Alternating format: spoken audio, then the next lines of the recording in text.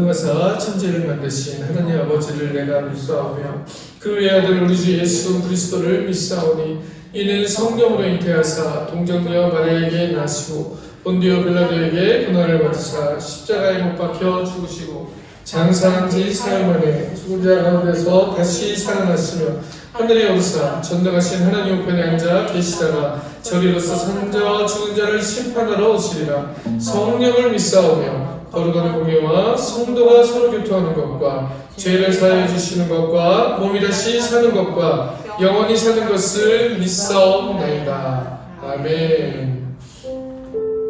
주님은 그렇게 우리를 부르셨습니다. 우리가 이곳에 서 있는 것이 주님의 부르심이죠. 이곳에서 찬양하는 것이 주님의 부르심이고 우리가 숨쉬며 살아가는 순간순간이 하나님이 우리를 부르십니다. 어디에 있든지 이 예배의 장소만이 아닙니다. 우리가 교회에 나와서 그리스도인이라고 얘기하며 하나님께 찬양하는 이 순간만이 중요한 게 아니고요. 사실은 이 예배 이외의 시간, 우리가 살아가는 더 많은 수많은 시간 가운데서 하나님이 우리를 부르셨고 하나님이 우리와 함께 하시고 하나님의 우리의 아버지 되심을 인정하고 바라보고 고백하며 살아가는 것이 그리스도의 삶입니다. 그렇게 선택하며 살아가는 것, 그 삶을 위해서 우리가 이곳에 있는 것입니다. 찬양하는 것입니다. 기도하는 것입니다. 그렇게 할 때 주님의 나라가 이루어지는 것입니다. 부르신 곳에서 찬양하겠습니다. 따스한 성령이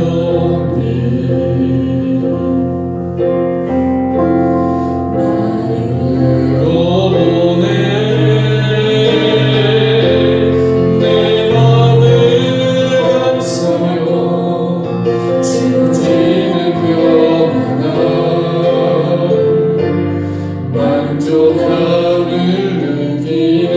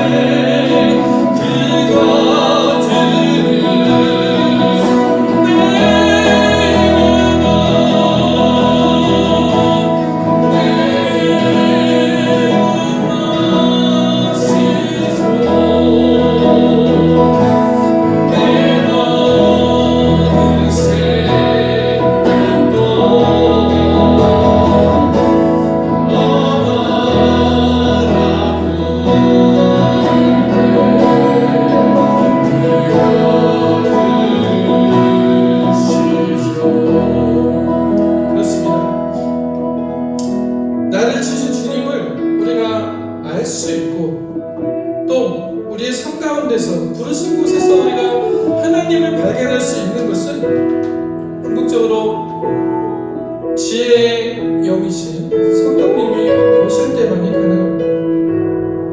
이 하나님, 이 능력의 하나님, 우리에게 정말 은혜의 하나님이시면서 우리가 이러한 길들을 발견할 수 있는 길을 주시는 분이십니다. 그 길로 갈 수 있는 것은 나의 지혜가 아니고 성령의 지혜만이 가능하다라고 성서는 이야기하고 있죠. 그래서 우리는 고백할 수 있는 것입니다.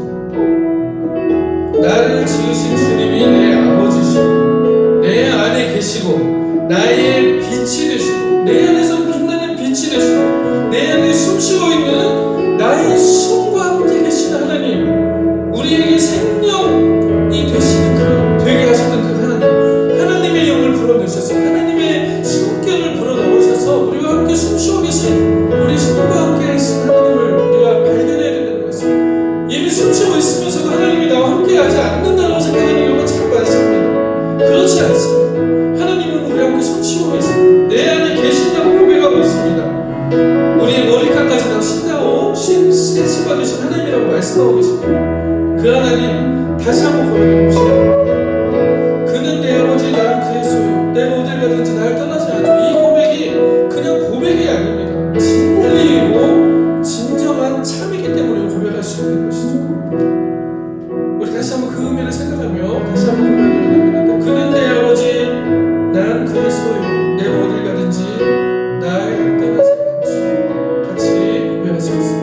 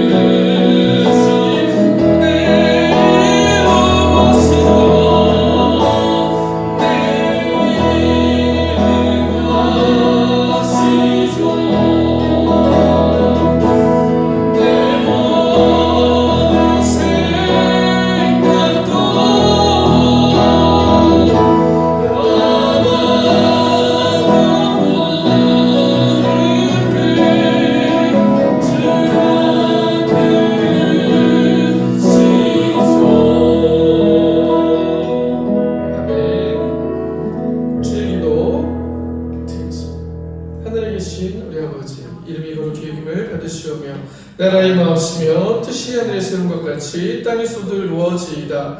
오늘날 우리에게 일용할 양식을 주옵시고 우리가 우리에게 죄 지은 자를 사하여 준 것 같이 우리의 죄를 사하여 주옵시고 우리를 시험에 들게 하지 마옵시고 다만 악에서 구하옵소서. 대개의 나라와 권세와 영광이 아버지께 영원히 있사옵나이다. 아멘. 감사합니다. 광고는 주보를 참조해 주시면 되겠습니다. 오늘 성경 말씀은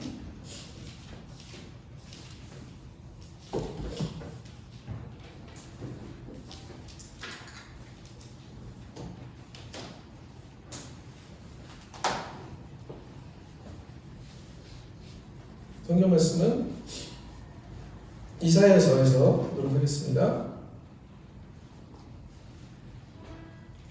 이사야서 55장 1절에서 3절의 말씀.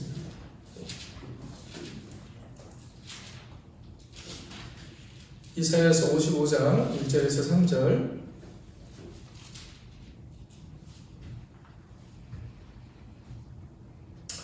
같이 봉독하겠습니다. 오호라 너희 모든 목마른 자들아 물로 나아오라. 돈 없는 자도 오라. 너희는 와서 사목되에 돈 없이 값 없이 와서 포도주와 젖을 사라. 너희가 어찌하여 양식이 아닌 것을 위하여 은을 달아주며 배부르게 하지 못할 것을 위하여 수고하느냐. 내게 듣고 들을지어다. 그리하면 너희가 좋은 것을 먹을 것이며 너희 자신들이 기름진 것으로 즐거움을 얻으리라. 너희는 귀를 기울이고 내게로 나와 들으라. 그리하면 너희 영혼이 살리라. 내가 너희를 위하여 영원한 언약을 맺으리니 곧 다윗에게 허락한 확실한 은혜니라. 아멘.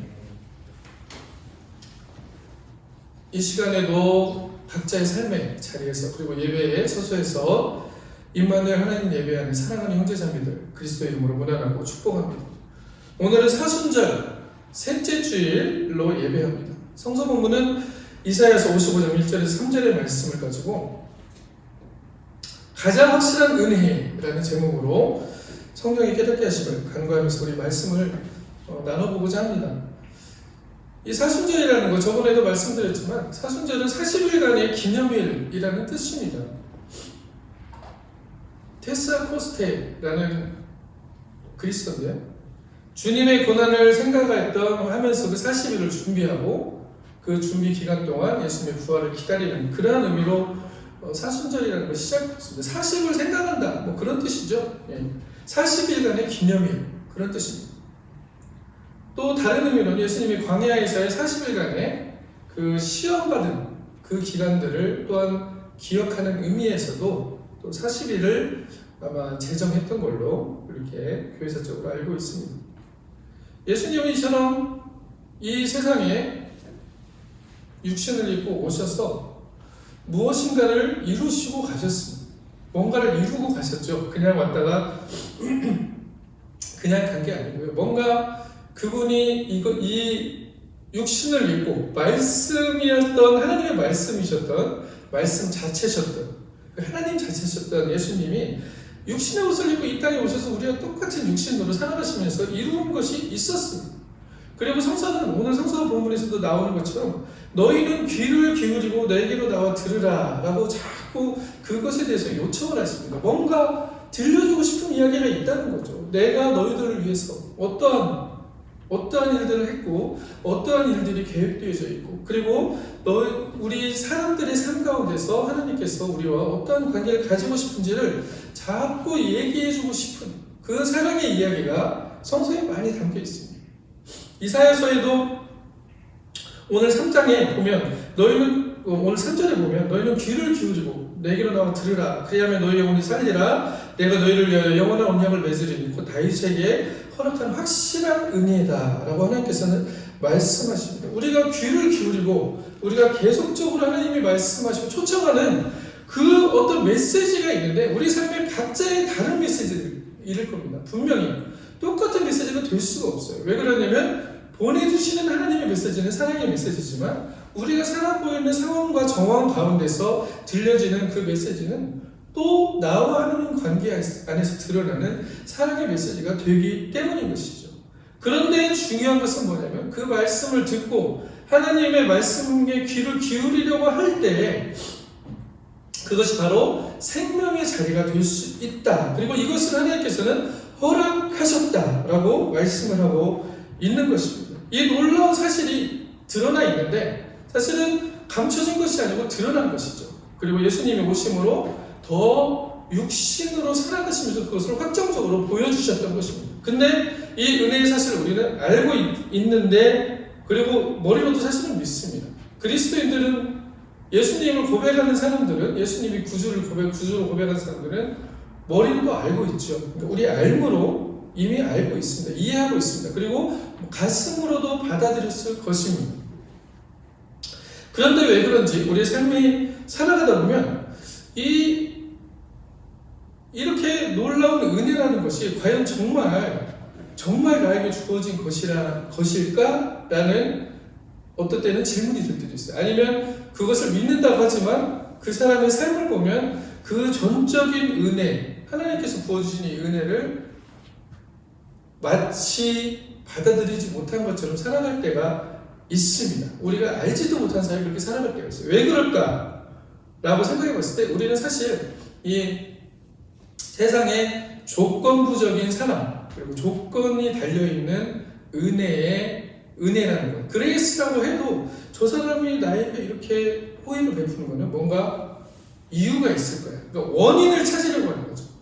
이유 없는 사랑은 없다라고 생각하는 거예요. 이유 없는 은혜는 없다라고 생각하는 게 사실은 이 세상의 가치입니다. 뭔가 목적이 있으니까 나한테 왔겠지. 아니면 뭔가 이유가 목적이 아니더라도 목적이라고 하면 너무 속물처럼 들리니까 그렇다면 뭔가 이유가 있으니까 왔겠지. 당신이 뭔가 내가 좋든지 그것도 이유가 될 수 있겠죠. 뭔가 무슨 이유가 되겠죠. 그렇게 있으니까 왔겠지라고 생각하는 게 우리들이 가지고 있는 일반적인 사고예요. 그리고 그 일반적인 사고 안에서 성서를 이해하고 하나님의 은혜를 이해하려고 합니다. 그렇게 될 때 어떤 사건이 드러나냐면 분명 머리로는 그리스도가 나의 구주가 되신 걸 알고 예수님이 내 죄를 대신해서 돌아가셨다는 것도 알고 내가 그리스도의 자녀로서 이 세상에서 그렇게 그 길을 걸어갈 때 나에게 물론 세상의 가치와 다른 어떤 고난이나 핍박들도 있을 것이고 나에게 불리한 것으로 적용하는 결정들을 해야 될 때도 있겠지만 궁극적으로 하나님이 우리에게 그 진리의 길로 갈 때 놀라운 풍성함으로 그러니까 영적인 것, 육적인 것, 또 혼적인 것 모든 것에 대한 풍성함으로 이끌어 주실 것이라 된 그러한 고백들도 있습니다. 그런데 그것을 삶에서 직접적으로 실천하지 못할 때가 많다는 거죠. 내가 그것을 정말 그 길을 가고 있는 사람이다라고 내가 느끼지 못할 때가 많다는 거예요. 왜 그럴까는 방금 말씀드린 조건부적인 사랑이 익숙해져 있기 때문입니다. 뭔가 대가가 있어야 돼요. 대가 없이라는 말에 대한 우리는 사실은 어떻게 보면 거부감이 있어. 그리고 대가 없다는 거는 어떻게 생각하냐면요. 아니 그거는 뭔가 문제가 있죠. 그냥 준다는 거는 뭔가 문제가 있으니까 주는 거 아닙니까? 너무 값싼 거 아니에요? 라고 생각할 수도 있다는 거죠. 그게 우리가 가지고 있는 이 생각이 태어나면서 가지고 있는 이 문화가 주는 가치관이었기 때문에 이 생각들에 사로잡혀서 아니면 이 문화적인 판단에 사로잡혀서 우리는 정말로 하나님의 은혜의 강물들이 우리 앞에서 흐르고 있는데 거기에 우리의 삶을 던질 수 있는 용기가 없을 때가 오히려 더 많다는 것을 이야기합니다. 그것은 나의 삶 전체를, 나의 존재 자체를 그 하나님의 은혜에 던져버리는 그 신뢰가 일어나지 않을 때가 많다는 것이죠.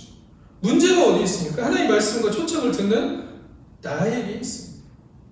내가 변화되지 않은 존재이기 때문에 내가 가지고 있는 상황과 정황과 문화에서 자라오는 그런 환경에 종속되어 있고 문화에 종속되어 있고 그것이 주는 가치들에 종속되어 있기 때문에 하나님의 조건 없는 사람을 그대로 받아들이지 못할 때가 있다는 거예요. 나도 모르게 그렇게 반응이 나옵니다. 자, 근데 성경에서는 이걸 그렇지 않다라고 자꾸 얘기를 해주시는 것이죠.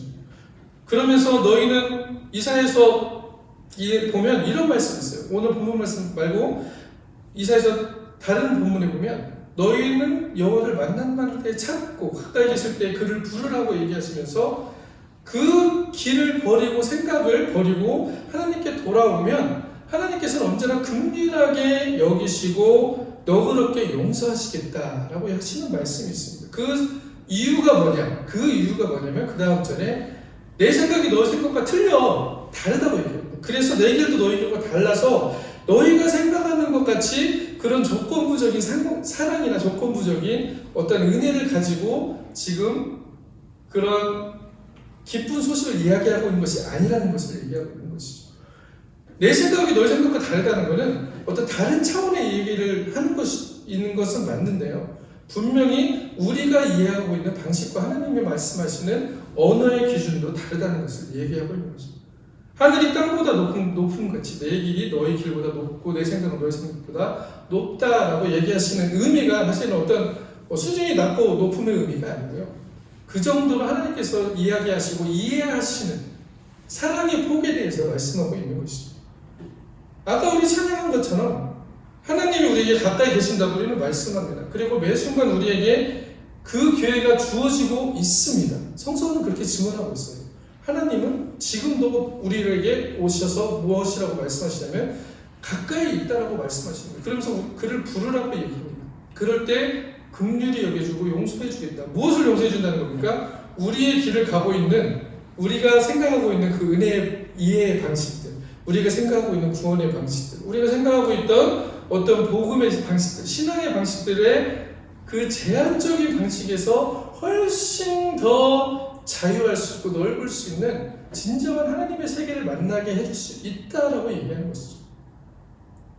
그런 의미에서 성서는 다른 편으로 보면요, 사랑의 이야기이면서 우상을 파괴하는 이야기이기도 합니다. 수많은 우상의 이야기들이 성서에는 등장합니다. 그런데 가장 깨기 어려운 우상은 무엇이냐면, 밖에서 만들어지는 무슨 우상이라고 해서, 아이돌이라고 해서 밖에서 만들어지는 어떤 상이 아니고 신상만을 얘기하는 게 아닙니다. 가장 깨기 어려운 우상은 어디에 있습니까? 내 안에 있다는 것이죠. 내가 스스로 신이 되고자 하는 그 마음, 그 지혜, 내가 알고 있는 것이 완벽하고 절대적이라고 얘기하는 그 지혜가 바로 하나님이 되고자 하는 아담과 하와가 가지려고 했던 지혜였던 것이기 때문입니다. 그래서 성서는 사실 우상 파괴를 얘기하면서요, 내 안에 있는 나까지도 지적하고 있는 것이죠. 저는 그렇지 않은데. 그렇게 얘기할 수 있습니다. 그리고 우리는 성서에서 수많은 바리새인들의 얘기를 들으면서 어떻게 생각합니까? 저도 마찬가지예요. 저는 바리새인은 아니죠. 저는 바리새인 아니에요. 그렇게 생각합니다. 바리새인이 과연 뭘까요? 뭐가 바리새인일까요? 성서가 이야기하는 바리새인, 그 서기관들, 사두개인들, 그 사람들의 삶의 모습을 얘기하는 거죠. 그 모습이 우리 안에 드러난다면 우리도 바리새인이에요. 자, 그래서 하나님께서는 그 길을 알기 위해서 우리에게 돌아오도록 요청을 하고 있는 것입니다. 그러면서 문을 활짝 열어놓고 기다리고 계신다는 거죠. 너그러이 용서하시겠다라고 얘기하는 것입니다. 그렇게 될 때만이 거기에 진정한 평안과 행복이 있기 때문에, 거기에 안식이 있기 때문입니다. 안식이라는 건 쉼이죠. 우리가 쉰다는 것은 무엇을 의미하겠습니까? 이 쉰다는 것은 구원의 의미입니다. 정말로 우리가 안식할 수, 내가 편안함이 아니고 내가 평안할 수 있는 것, 그 하나님의 은혜 안에 들어가 있을 때만이, 하나님과 연결되어질 때만이 가능하다. 이것은 조건이 없다라고 얘기하시는 건데, 이 조건 없음은 바꿔서 이야기하면, 조건이 없다는 것은 내가 이 사람과 저 사람을 차별하지 않겠다는 의미도 되는 것입니다.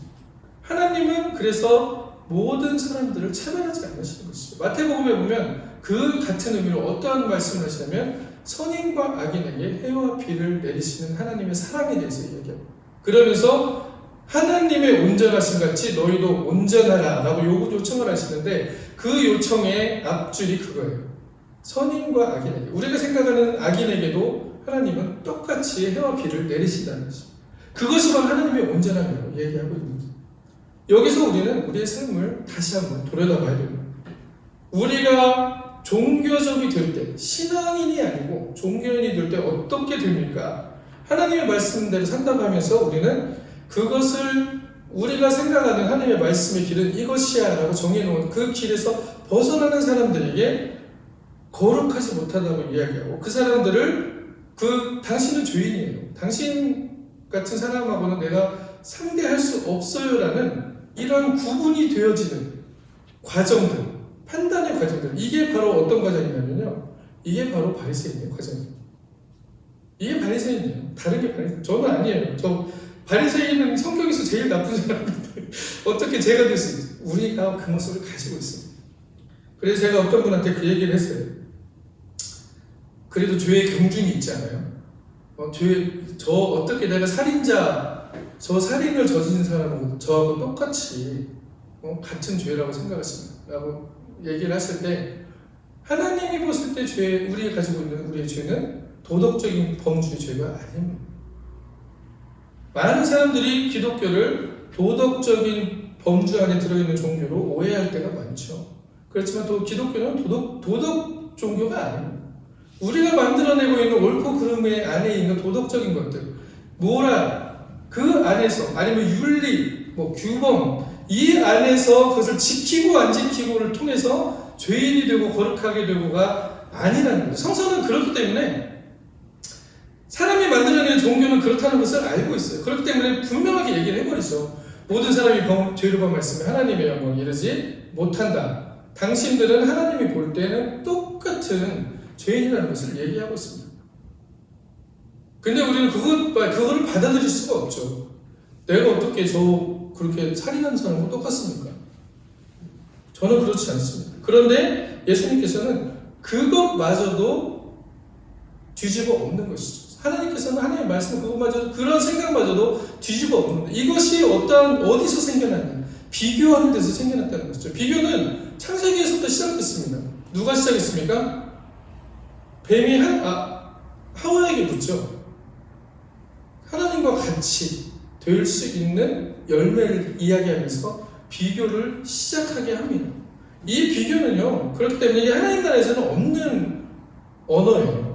그 비교의 터널을 떠나지 못하기 때문에 우리는 자꾸 내가 다른 사람들과 비교하면서 나는 조금 더 거룩하고 나는 조금 더 죄가 덜 없는 것 같으니까 내가 좀 더 낫지 않나? 저 사람보다? 그런 생각을 하게 되는 것이죠. 그래서 예수님은 마태복음 3장 9절에 이렇게 말씀하시죠. 속으로 아브라함이 우리 조상이라고 생각하지 마 라고 얘기했습니다. 그러면서 내가 너에게 얘기해 주는데 하나님이 능히 이 돌들로도 아브라함 자손이 되게 할 수 있다. 유대인들의 가장 큰 금지가 뭐였습니까? 아브라함의 자손이었어요. 아브라함은 하나님의 명령을 쫓아 정말 놀라운 신앙의 길을 걸어가며 하나님의 친구였고 하나님이 정말로 의로 여겼던 사람 중에 하나였죠. 우리가 그 조상을 가지고 있기 때문에 우리는 그런 선택받은 백성이고 의로운 사람들이라는 자긍심이 엄청나게 있었습니다. 그런데 그것이 비교에서 시작됐다는 것을 인식하지 못하고 있었던 거예요. 그걸 통해 자기들이 우월하고 신앙적으로 우월하고 좀 더 거룩하고 같이 죄를 짓지만 나는 그 정도 죄는 짓지 않아요. 그래도 난 저 정도는 아니에요 라고 하는 그 마음들이 바로 성서는 바리새인적인 마음이라고 얘기하고 있는 것입니다. 예수님은 사람들을 죄인이라고 우리가 여기서 살펴봐야 되는 것은 우리의 삶의 꼴이 아니고 예수님의 삶의 모습입니다. 예수님이 육신으로 오셔서 살아가셨던 모습은 어땠습니까? 사람들이 죄인이라고 차별적으로 차별하지 않으셨죠. 죄인들과 함께 앉지 않는 그 수많은 유대인들의 비난을 받으면서도 죄인들과 또 세리들과 또 수많은 사람들과 같이 식사를 하시고 같이 교제를 하셨습니다. 혐오하거나 배타적으로 대하지 않으셨습니다. 오히려 나에게 오라. 수고하고 무거운 짐진 자들아 나에게 오라. 이사야서 말씀과 비슷하죠. 나에게 오라. 내가 너희를 쉬게 하리라. 말씀하셨다는 것이죠. 수고하고 무거운 짐을 지고 있는 사람들, 너희들 보니까 정말 무거운 짐을 지고 살아가는 것 같아. 그러니까 내가 쉬게 해줄게 라는 것이 예수님의 말씀이었죠. 이 비교 속에는 평안이 없습니다. 안식이 없습니다. 쉼이 없습니다. 우리의 지혜일 뿐입니다. 하나님의 생각은 다르다라고 얘기하시는 것입니다. 그래서 예수님이 오늘 본문에서 이사야서에서도 너희가 어찌하여 양식하는 것을 위하여 은을 달아주며 배부르게 못할 것을 위하여 수고하느냐 내가 내게 듣고 들을지어다라고 말씀하시는 그 말씀의 의미가 거기에도 있는 것이에요. 성서는 다양하게 해석되어 줄 수 있습니다. 그런데 중요한 것은 그 안에서 하나님의 나라가 드러나는지 내 삶을 변화시킬 만한 하나님의 능력의 말씀으로 작용하는지 내 삶, 내 심령과 골수를 쪼갤 만한 그런 아픈 말씀인지를 이야기합니다. 심령골수를 쪼개면은 아플까요? 안 아플까요? 아프죠. 시편 기자는 어떻게 얘기합니까? 하나님의 말씀이 송이꿀보다 달달하고 얘기합니다. 달기도 합니다. 그러나 그 하나님의 말씀은 달면서도 우리의 심령과 골수를 쪼개는 말씀입니다. 우리가 가지고 있는 죄성들을 그 죄성들로부터 탈출하게 하는 가장 중요한 진리의 말씀이기 때문이죠. 그 죄성은 무엇입니까? 내가 거룩한, 내가 조금 더 거룩하다고 얘기하는 그 바리새인들을 향한 말씀이었어요, 사실. 그러면서 이게 왜 양식하는 것을 위하여 은을 달아줘 배부르게 하지 못할 것을 위하여라고 하는 말씀은 우리가 생각하고 우리가 구하고 있는 지금 생각하고 있는 모든 사람들이 얘기하는 뭐 먹고 살지라고 얘기하는 그 문장들이 많지 않습니까? 당연히 우리가 살아가면서 먹고 살 것들이 있어야 되죠.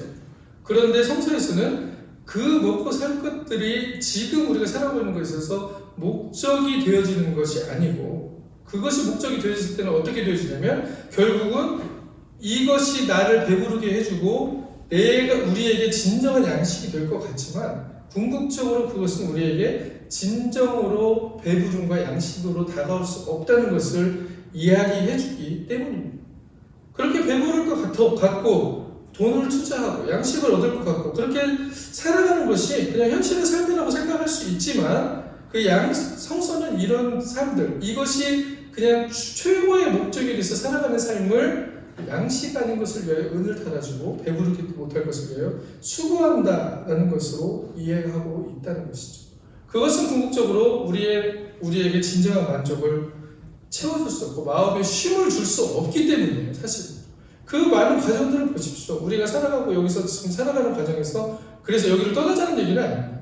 이 세상을 부정하는 얘기는 아닙니다. 그 과정에서 우리가 그렇게 고통받으며 괴로워하며 어떤 것을 이루기 위하여 힘쓰고 애씀이 정말 하나님 나라를 위한 삶이었는지 아니면 나의 목적을 위해 삶이었는지에 대한 돌아봄에 대한 이야기라는 것입니다. 그래서 예수님이 마태복음 23장 5절에 나는 마음이 온유하고 겸손하니 내 멍에를 메고 나한테 배워라. 그러면 너희 마음이 쉼을 얻을 것이다 라고 하는 것입니다. 예수님의 멍에는 무엇을 의미하는 것일까요? 멍에라는 것은 성서에서 이야기하는 멍에는 사실 소 두 마리의 비유로 이야기할 수가 있습니다. 무슨 말이냐면 소 두 마리가 밭을 가는데 소에 올려놓는 멍에가 있습니다. 그 멍에는 소 두 마리를 연결하고 있어요. 그래서 마라소라는 소는 바깥쪽에 씁니다. 마라소는 어떤 소냐면요. 일을 지금 배우는 소예요. 일에 서툰 소. 그리고 안쪽에 있는 소를 안소라고 하는데 그 안소는 일에 아주 익숙한 소입니다. 그래서 그 멍에로 둘이 연결되어 있어서 그 멍에를 통해서 안소가 가는 대로 마라소가 따라가면 초보소가 따라가기만 하면 그는 아주 쉽게 자기의 일들을 하면서 걸어갈 수 있다라는 의미에서의 멍에를 성서는 이야기하고 있는 것입니다. 나의 멍에를 메고라는 말을 들었을 때 저도 그렇고요. 사실 어떻게 보면 이거 나도 뭐 나의 십자가를 지고 나도 좀 이렇게 더 어려운 삶을 살아가는 것이 이 성서의 자기 십자가를 짐의 의미인가? 아니면 정말 이 멍에를 매라는 것이 예수님의 그런 십자가의 멍에를 매라는 것인가라고 이해를 할 때도 있었습니다. 그러나 사실 그 멍에라는 것은요, 그런 의미.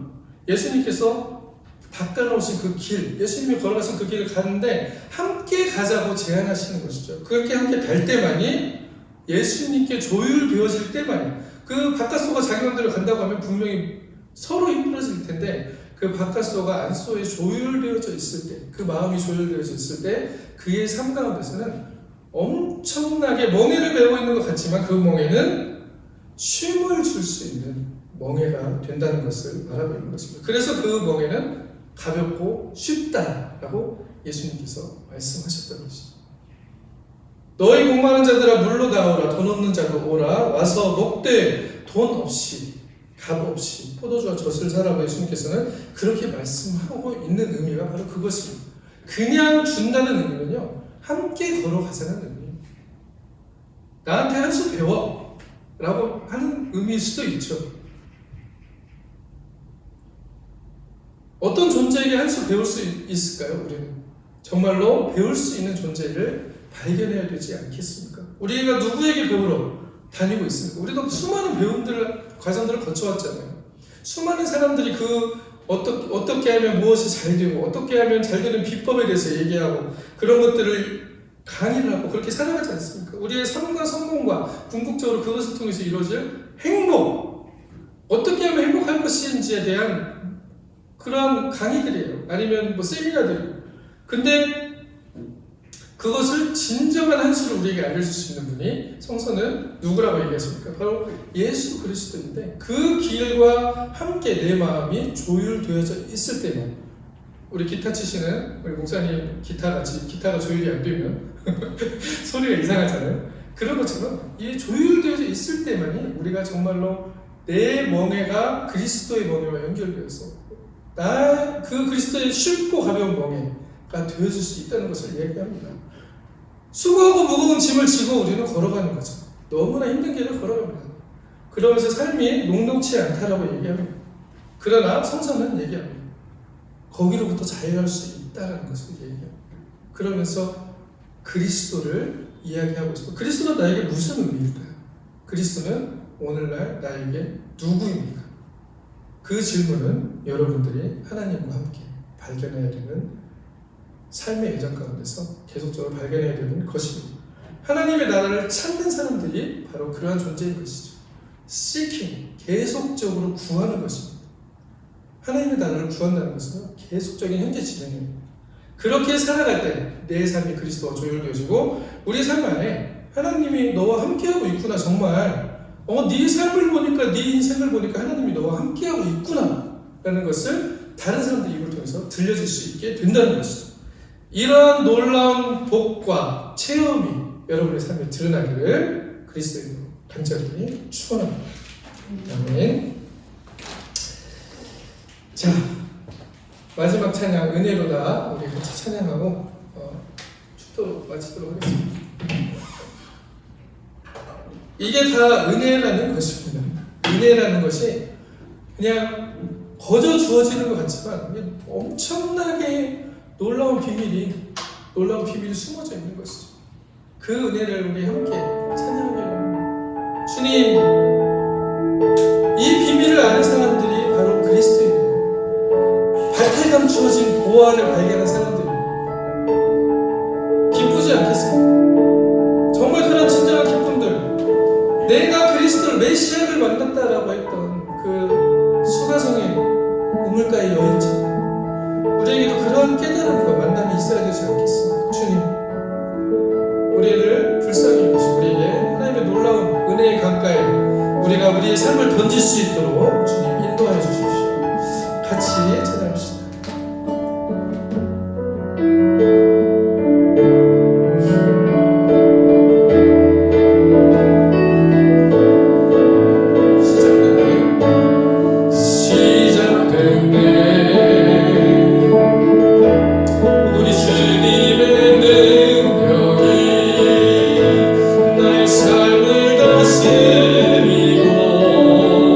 새롭게 하네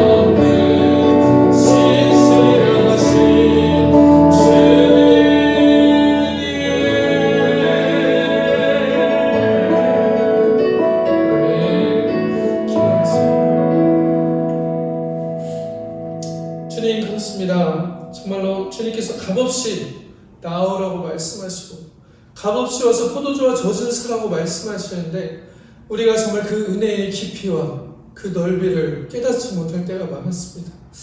아버지 하나님, 이 시간 또 성령의 지혜로 깨닫게 해주시옵시고 우리가 삶을 살아갈 때 주님의 놀라우신 은혜의 강물하도록 정말 우리의 삶을 던지며 하나님과 동행하는 삶 살게 하여 주시옵소서. 우리의 지혜와 재능과 삶과 물질을 드렸습니다. 아버지 하나님, 주님께 모든 것이 주님께로부터 왔사오니 주 하나님 이 가운데 복을 내려주시옵시고 우리의 삶 가운데서 하나님과 함께 하신 놀라운 사건들 체험하고 드러내는 삶 되게 하여 주시옵소서.